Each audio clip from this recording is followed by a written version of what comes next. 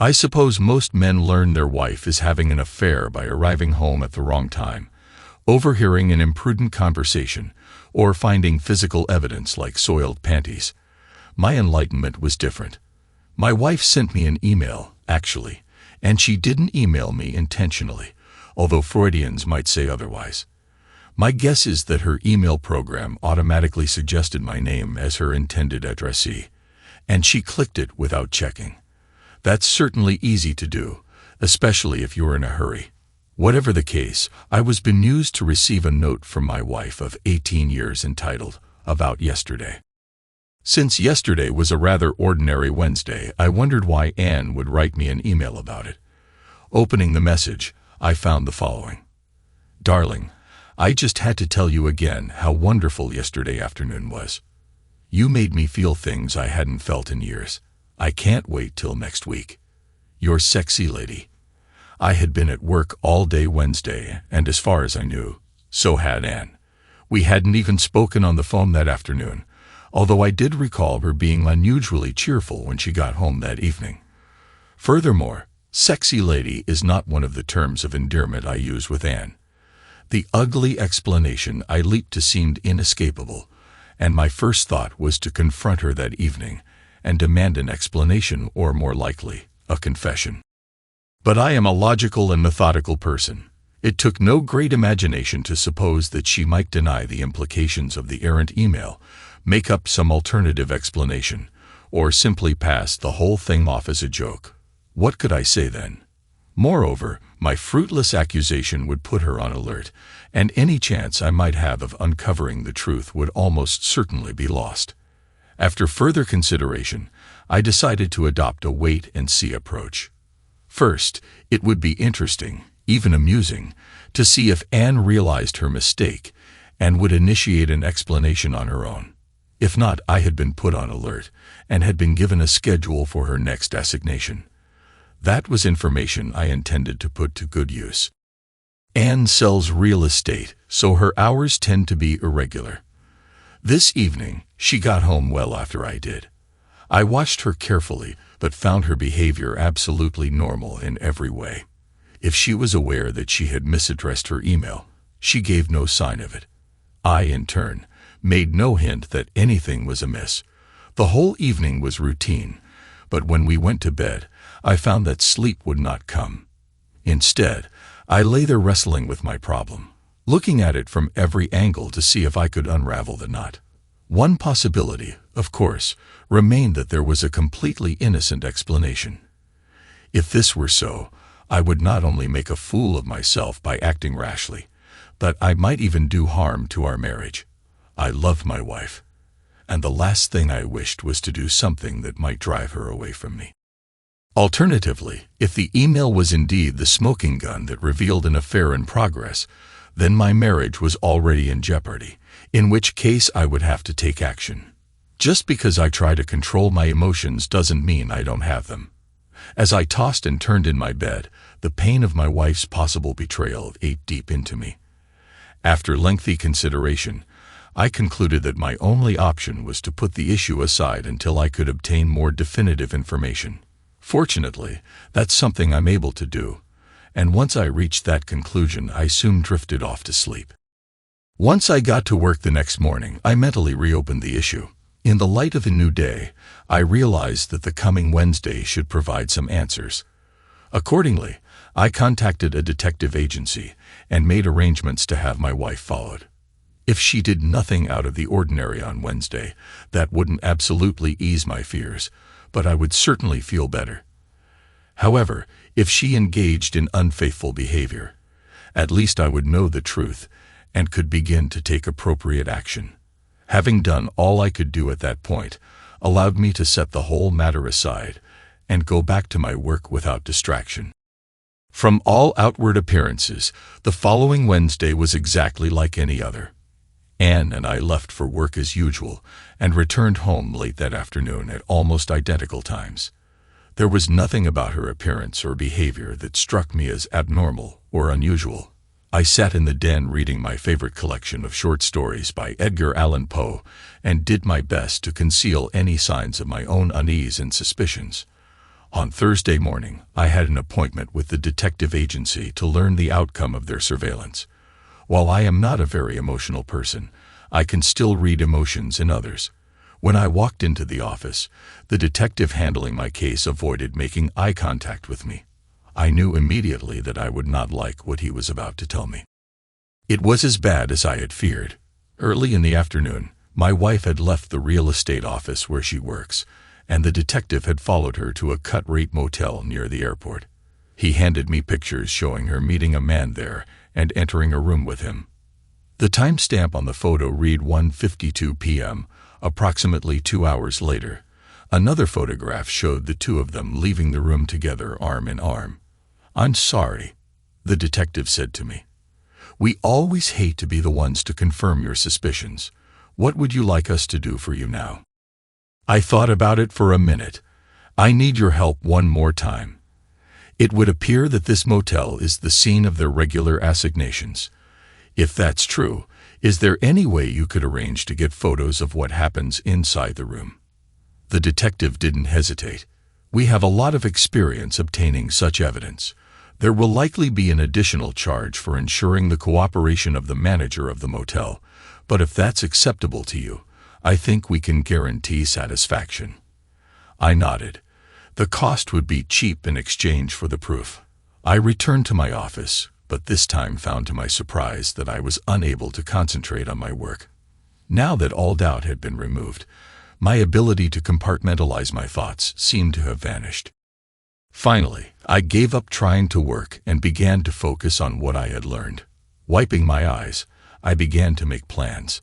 In addition to the confirmation of my wife's infidelity, I felt I had also discovered why Anne had happened to send the telltale email to me instead of him. It turned out that I knew her lover. He was our neighbor, Mark Bradshaw. Since my name is Mac Bishop, the email program must have suggested my name after Anne had typed in the first two letters. Very careless of her not to double-check, I thought. But I suppose lust has a way of distracting lovers. Knowing the identity of Anne's lover further increased my sense of betrayal. Mark and his wife, Bobby, were friends of ours. We'd often dined at each other's homes or gone out to movies together, and I'd never noticed any special spark between Anne and Mark. Had I been blind, or had the two of them practiced the art of deception well? Whatever the case, I knew that I had to do something. The question was what? For several hours, I mentally flirted among numerous courses of action. At times, fantasies of revenge played through my mind, only to be followed by scenarios in which I imagined myself pleading with Anne not to leave. Questions about why the affair started and how long it had been going on plagued me. Anger and self-pity danced with one another in my thoughts. Finally, I came to a conclusion. I not only knew what I wanted to accomplish, but I had a pretty well-developed plan for achieving my goals. My campaign would involve two separate courses of action that would take place simultaneously. I thought of them as divide and conquer. Divide the two lovers and conquer her heart again.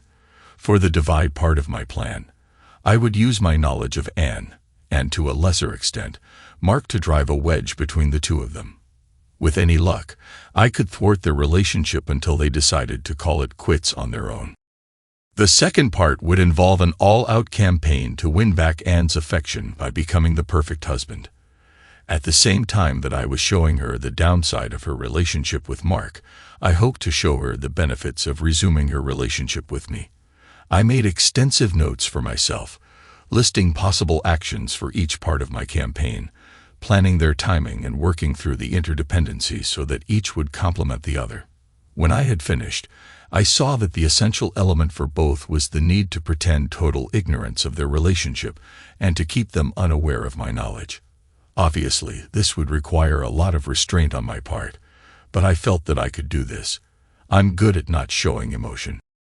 I decided not to initiate my campaign until after the next report from the detective agency, but there were steps I could take in the interim to prepare. First, I purchased a recording system for our home phones, along with a voice-activated recording device which I concealed in Anne's car. Tapping our home phone covered that channel of communication, and while I couldn't tap her cell phone, I felt that the car was the most likely place for her to make cell phone calls to Mark. I didn't worry about her calling him from work. The agency had an open plan office, so I reasoned that she wouldn't be likely to hold a conversation with her lover in a place where she could so easily be overheard.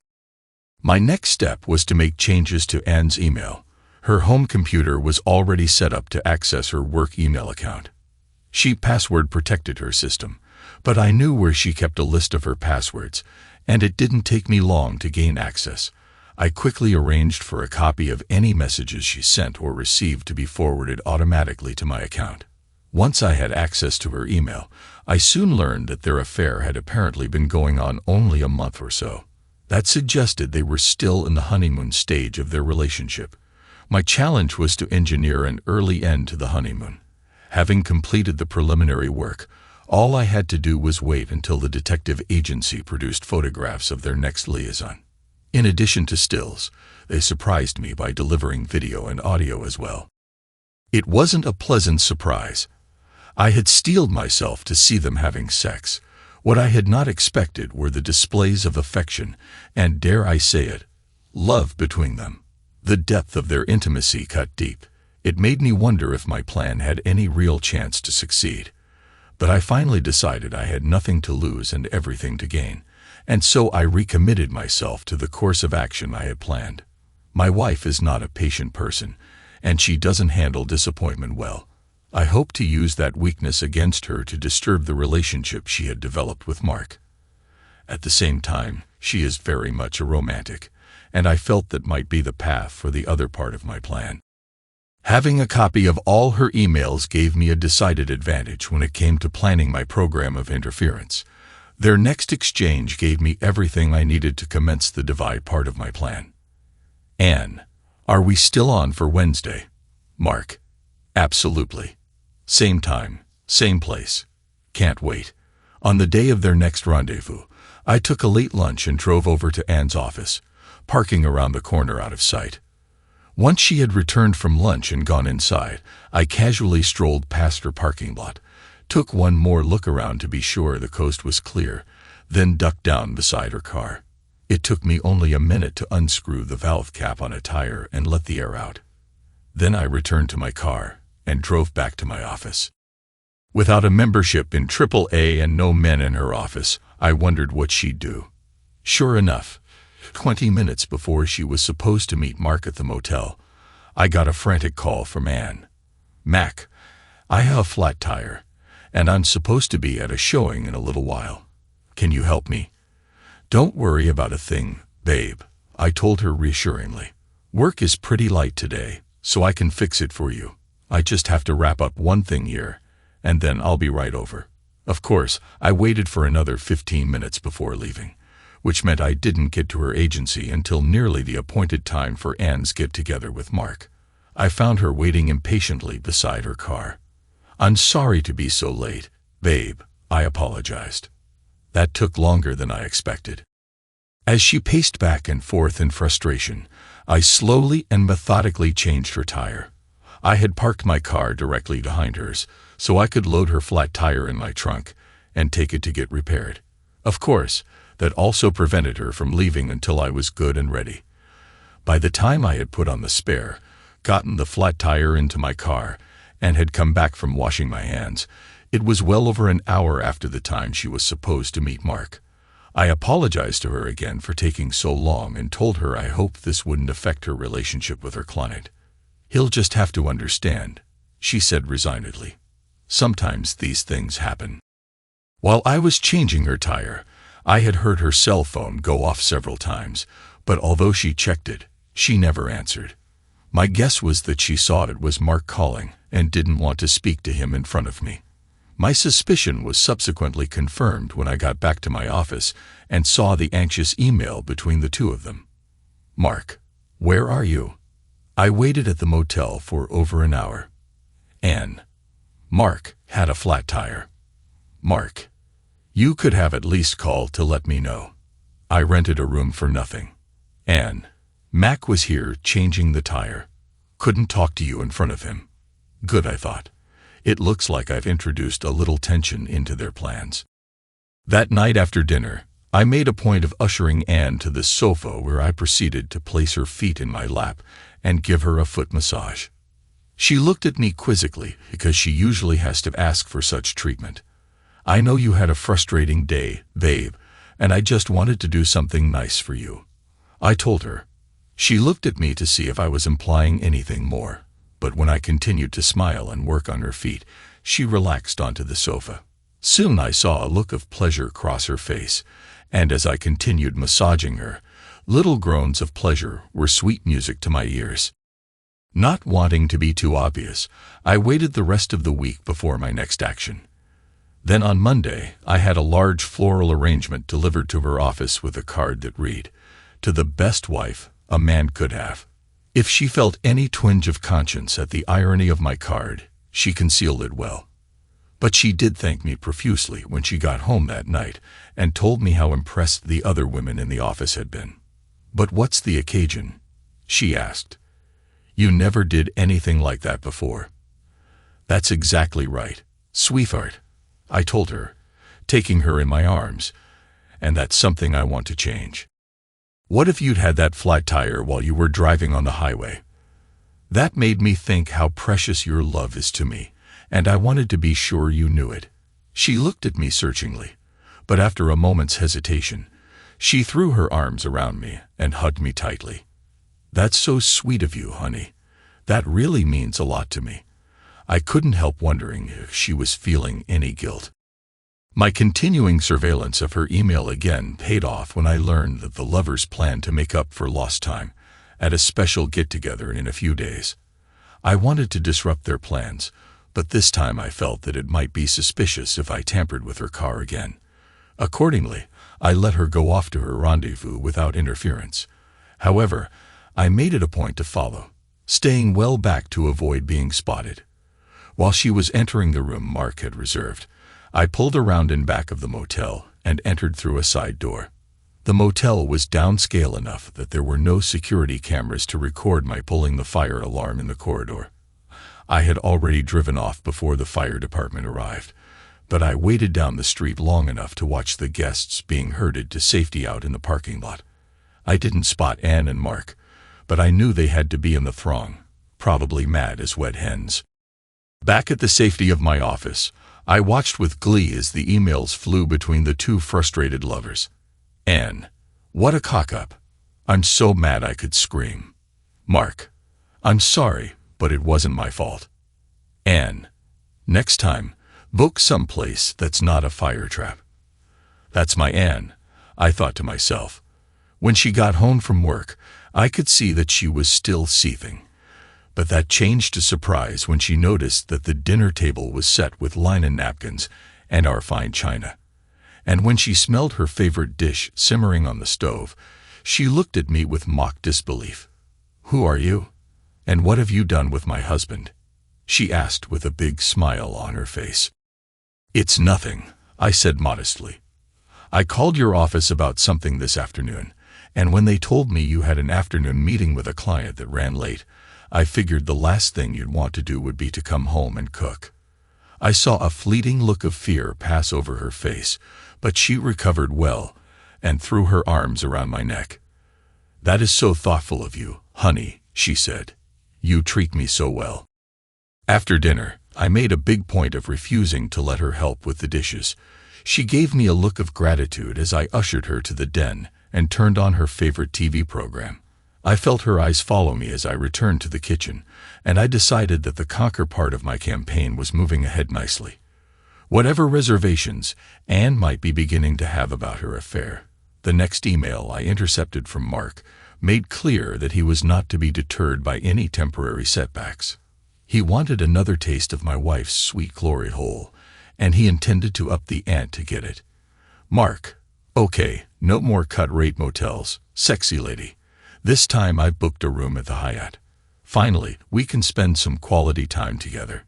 Anne, "That sounds much better. See you there at the regular time."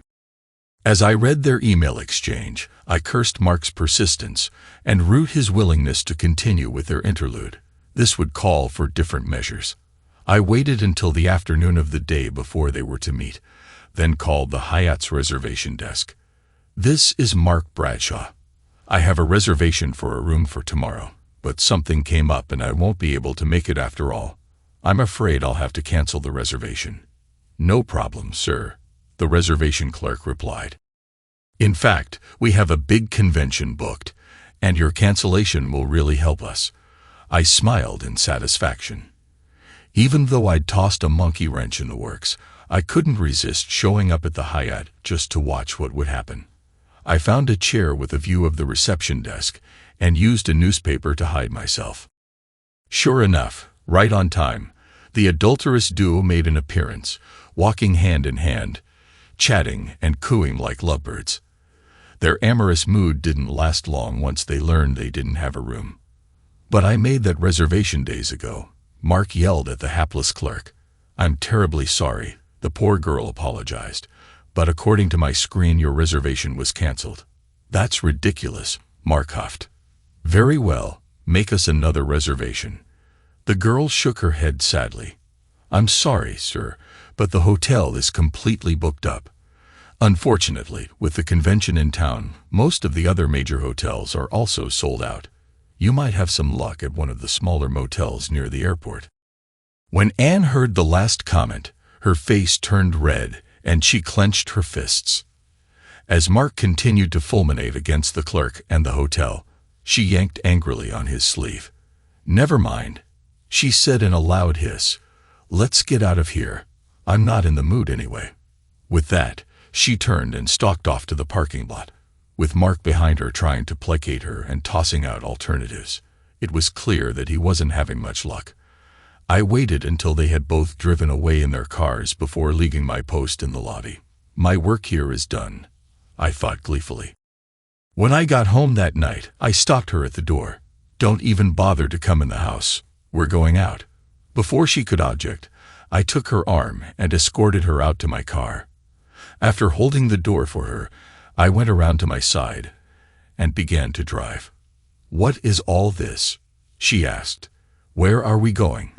"I thought you might enjoy a little surprise tonight," I told her with a smile. With that, I turned on the car radio to some soft mood music and proceeded to drive in silence. She watched me curiously, trying to guess what I had in store for her. She became obviously uneasy when she saw me pull into the parking lot of the Hyatt. "Why are we coming here?" she asked nervously. "You'll see," I told her with a wink. Once inside the hotel elevator, I pushed the button for the top floor, and we soon emerged into the Hyatt's rooftop restaurant in their signature rotating dome. When I reached the maitre d' station and gave him my name, he checked his reservation list. "Ah, there you are. Right on time," he said. With that, he led us to a table on the outer rim where we could look out over the lights of the city. "Why did you pick this place?" Anne asked suspiciously. "No special reason," I told her untruthfully. "I just thought it would make a pretty setting for my pretty wife." She smiled tensely at my compliment. "But how did you manage to get a table for us? I heard there was a big convention in town." "Oh, that was no problem," I said carelessly. "I just called today for a reservation." Anne didn't react to my comment, but I knew my success stood in sharp counterpoint to Mark's fiasco this afternoon. Actually, I had made my reservation as soon as I learned of their plans for a rendezvous. "I've taken the liberty of ordering for you," I continued. "I hope you don't mind." She told me she was grateful for my thoughtfulness and began to relax. She was even more gratified when the waiter brought out an ice bucket holding a bottle of champagne. After we drank several toasts that I made to her, she got really relaxed. When the server brought out oysters on the half-shell for the next course, she was delighted. I'm not a big fan of oysters, but Anne loves them. For the main course, the waiter brought out a salmon necklace salad with black olive vinaigrette dressing, and Anne was suitably impressed. "I would have guessed you'd order something heavy, like a big steak," she said with a smile. "This is perfect." "I know you like salads, babe," I told her. "Besides, we don't want to get too full." She looked at me inquiringly, but I said nothing more. For dessert, the waiter brought out 2 bowls of fresh raspberries with a dollop of whipped cream on top, accompanied by liqueur glasses filled with Grand Marnier. It was the perfect ending, and Anne loved it all. As we drove home, she released her seatbelt and snuggled up against me. It appeared that the alcohol and the oysters were having the desired effect. Besides, I felt that she had to be frustrated and longing for intimacy after the failures of her most recent trysts. When we got home, I steered her straight up the stairs to her bedroom. "Why don't you slip into your nightgown?" I suggested while I attended to other matters. When she turned toward her closet, I darted down the hall to the guest bedroom to make sure everything was ready. When I returned, I was pleased to see that she had chosen a sheer black gown that simultaneously hid and revealed the curves of her body.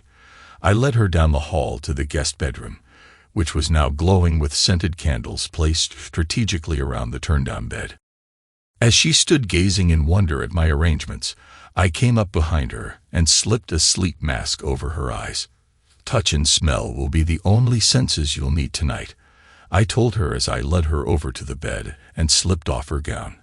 Then I stretched her out on the fresh linen sheet. "Smell this," I said, waving a bottle of almond-scented oil under her nose. Then I poured a small quantity into my hands to warm it and began to rub it onto her feet. She groaned with pleasure as I gave her an abbreviated foot massage, which further moved up to her entire body and ended with me getting intimate with her. Rousing myself, I pulled the sleep mask off of her face. Her eyes were closed. She had either passed out or collapsed from exhaustion. Taking a deep breath, I picked her up, carried her back to our bedroom, and placed her on our bed. Then I covered her with the sheet, and she quickly dropped off to sleep. I gave myself a quick sponge bath in the sink before returning to the bed. As I fell asleep, I was quite pleased at the way the evening had gone. Normally, Anne and I are on different schedules when we get up for work, but the next morning, she made a special point of rising early. When I went downstairs, I found that she had already made coffee and fixed breakfast for me. When I looked at her, her eyes were sparkling. "Thank you, baby. Last night was really something special for me," she told me fervently. "I'm so glad you liked it," I replied. "I know I'll remember that for a long, long time." She beamed at me. I felt that I was making real progress with Anne. But later that day, I intercepted an email exchange that let me know Mark was still trying to get together with her. "Mark, I'm so sorry for what happened at the Hyatt yesterday. I still don't know how they managed to lose my reservation.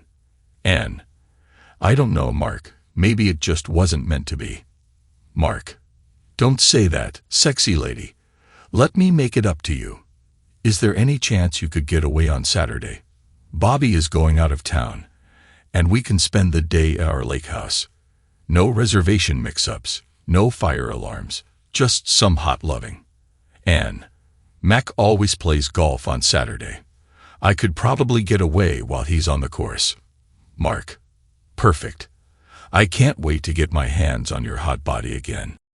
It was clear to me that my campaign was at a tipping point. I felt that both Divide and Conquer were making inroads, but I needed to do something this weekend, or I stood to lose all the progress I'd made so far. Their new plans posed a real problem for me. Canceling my golf game wouldn't work, and Anne could always pretend to go shopping or find some other excuse to get away. I dared not tamper with her car again. Everything might be lost if she became suspicious of me. Unlike with the motel and hotel, there was no easy way I could play games with Mark's lake house. What I needed was some way to make Anne decide to change her plans, preferably at the last minute. Suddenly, I had a stroke of genius. The perfect solution. Even better, the preparations took only a single phone call. I followed my regular routine for the rest of the week, but on Friday night, I found the opportunity to grab Anne's cell phone and swap out her battery for a dead one I'd kept. If she tried to call Mark this weekend, I wanted her to use our home phone so I'd get to hear the conversation. Most weekends, Anne and I dress pretty casually.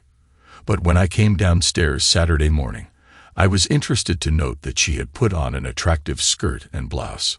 Oddly, I wondered what type of underwear she might be wearing underneath. As the time grew near for me to leave for the golf course, I noticed Anne watching me somewhat apprehensively, probably because I had made no move to put on my usual golf slacks and shirt.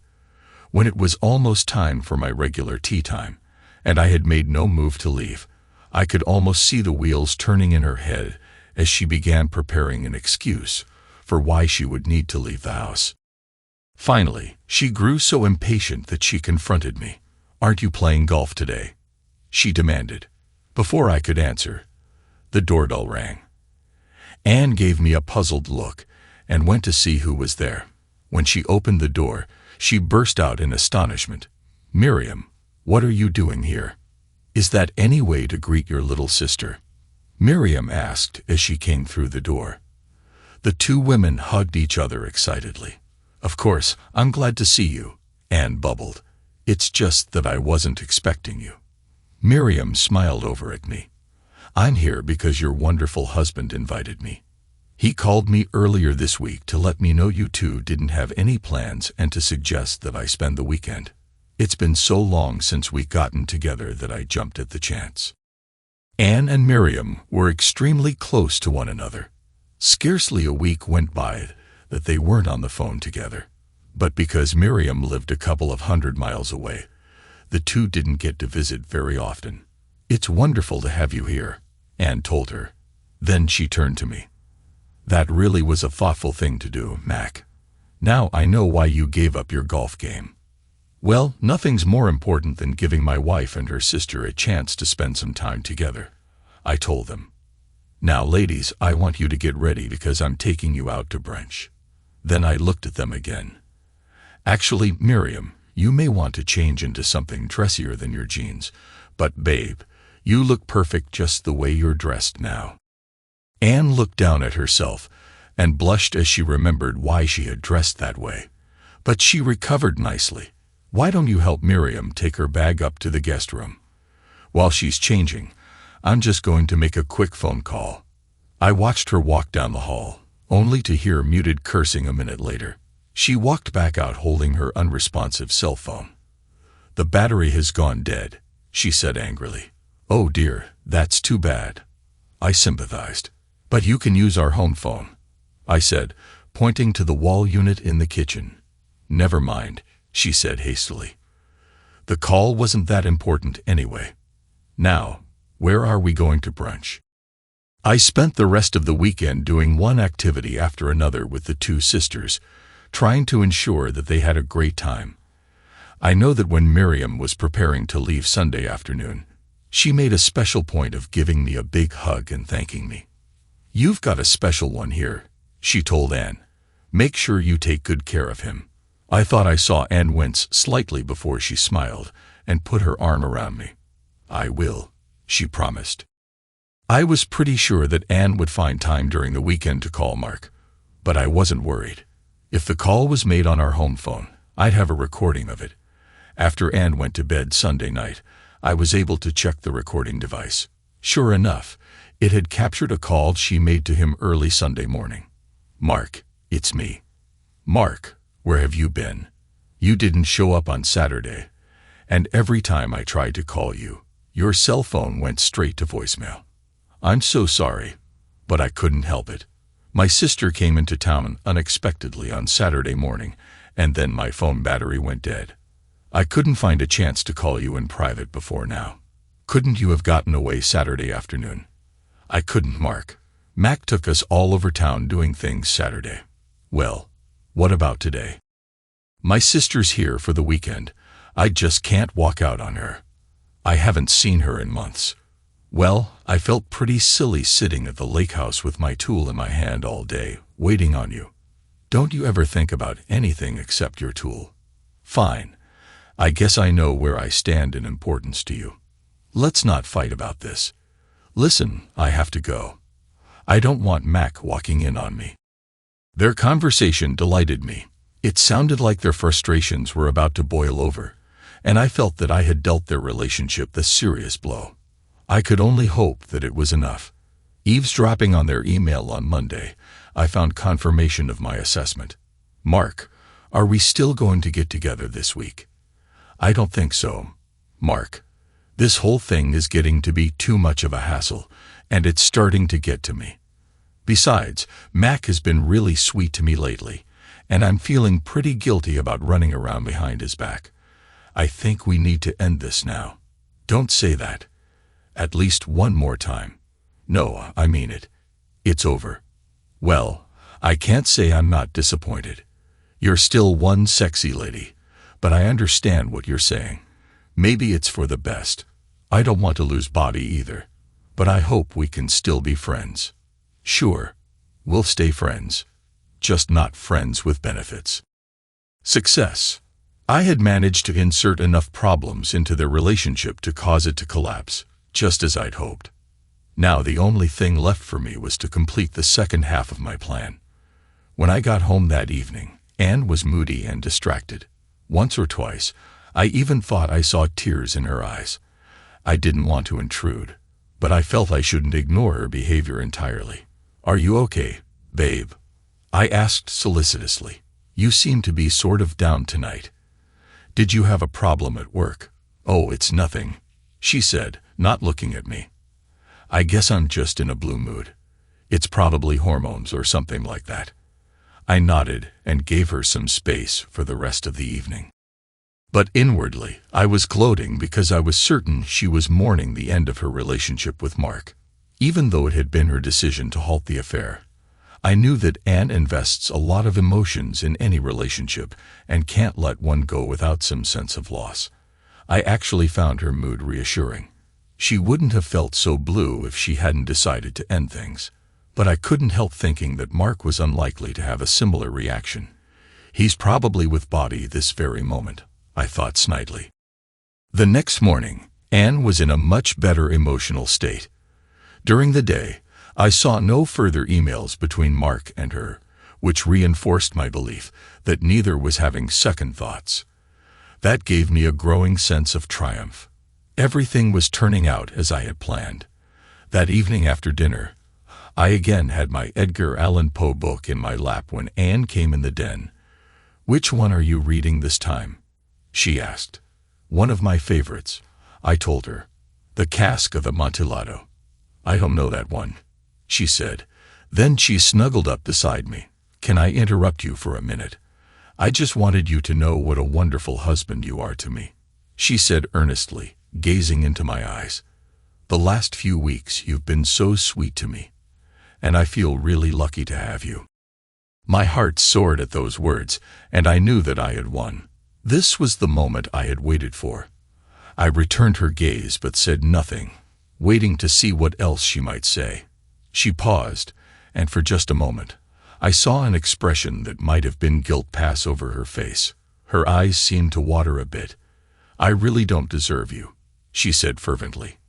"No," I said calmly. "I don't deserve you." Then I reached over to the desk drawer. "And I certainly didn't deserve this," I said harshly, plopping into her lap the still photos of her session with Mark at the motel. At first, she looked at me in confusion because of the change in my tone of voice, and then she had trouble comprehending what I had given her. But when she focused on the stills and recognized what they depicted, she began to wail, "Oh my God. No, no." I reached back again and handed her a copy of the divorce petition that my attorney had filed earlier in the day. When she realized what I had given her, she gasped. "But I thought you and I mean, isn't there some way?" Coldly, I interrupted her, handing her another set of papers. "And in case you're wondering about Mark, here's a copy of the email I sent to Bobby this evening with a copy of the detective's report attached. Underneath that, you'll find a similar email I sent to your sister Miriam, explaining why I'm divorcing you." She moaned in anguish and began to sob again. "I just don't understand. You were so loving and caring all these weeks. I can't believe you'd do such a cruel thing now. Didn't all that mean anything?" "My dear," I said evenly, "when you embarked on your sordid little affair, you ended all the love I felt for you. So I've spent the last few weeks working to end your relationship with Mark. As for the way I treated you, well, I wanted to make sure you'd know how much you'd lost when you betrayed me. My goal was to take away from you the same things you'd taken from me. And as best I can tell, my plan has worked perfectly." Anne collapsed on the sofa, sobbing piteously. Before I walked away, I reached over and set the book of Poe's short stories I'd been reading on top of the other documents I'd given her. The text was still open to the cask of Amontillado, and I used a highlighter to mark the passage containing the Montresor family motto for her to see: "No one dishonors me with impunity."